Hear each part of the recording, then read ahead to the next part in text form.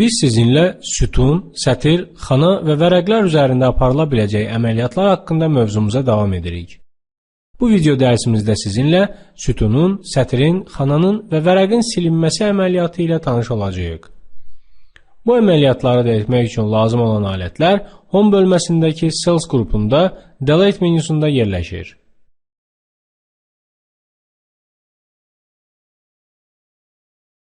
Bu əməliyyatlara da praktik şəkildə baxaq. Nəzərinizə çatdırım ki, vərəqin sütununun, sətirinin və xanasının silinməsi cədvəl daxilində olan sütunun, sətirin və xananın silinməsindən fərqlidir. Məsələn, deyək bu xananı silmək istəyirik. Bu xana cədvəl daxilində olmayan məhz vərəqə aid bir xanadır.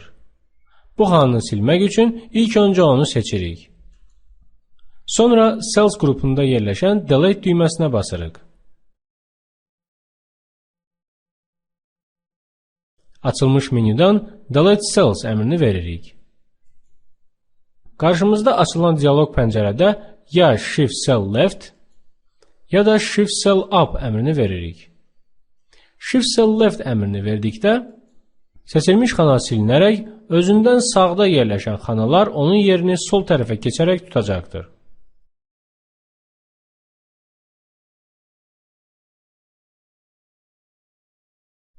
Yox, əgər Shift Cell Up əmrini verəriksə, xana silindikdən sonra özündən aşağıdakı xanalar onun yerini tutaraq yuxarı öz yerini dəyişəcəkdir.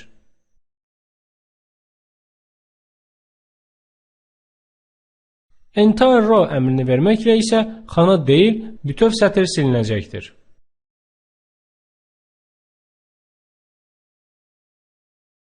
Yox, əgər Entire Column seçimini edərək OK düyməsinə basarıqsa, bütöv sütun silinəcəkdir.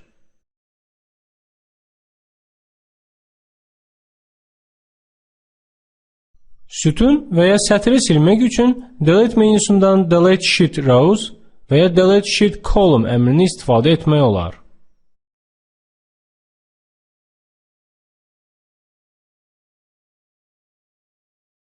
İndi isə cədvəldəki sütun və sətirlərin silinməsi fərqi ilə sizi tanış edim.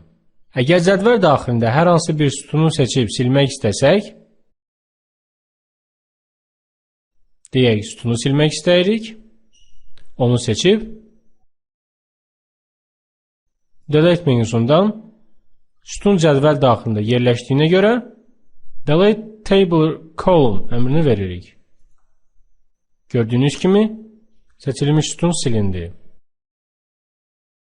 Əgər silmək istədiyimiz sütun cədvəl daxilində deyilsə, məsələn deyək, bu sütunu silmək istəyirik, onu seçib, Delete menüsündən Delete Sheet Columns əmrini veririk. Yəni, vərəqin sütununun silinməsi əmrini veririk. Gördüyünüz kimi, sütun silinərək özündən sağda olan sütunlar yerini sol tərəfə dəyişdi.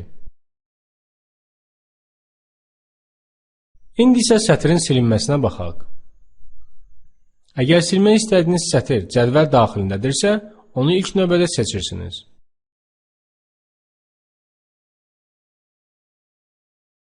Sonra isə Delete menüsündən Delete Table Rows əmrini verirsiniz. Gördüyünüz kimi, cədvəl daxilində olan sətir silindi. İndi isə cədvəl daxilində deyil, məhz vərəqə aid olan sətiri silək. İlk növbədə həmin sətiri seçirik. Sonra isə Cells qrupunda olan Delete düyməsinə basırıq. Açılmış menüdən Delete Sheet Rows, yəni vərəqin sətirinin silinməsi əmrini veririk. Gördüyünüz kimi, vərəqin sətiri silindi.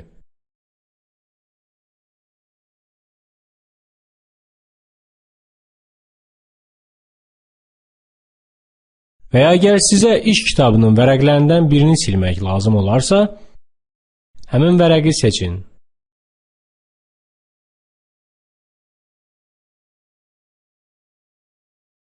Biz Sheet 3-ü seçdik və əgər Delete menüsündən Delete Sheet əmrini verəriksə,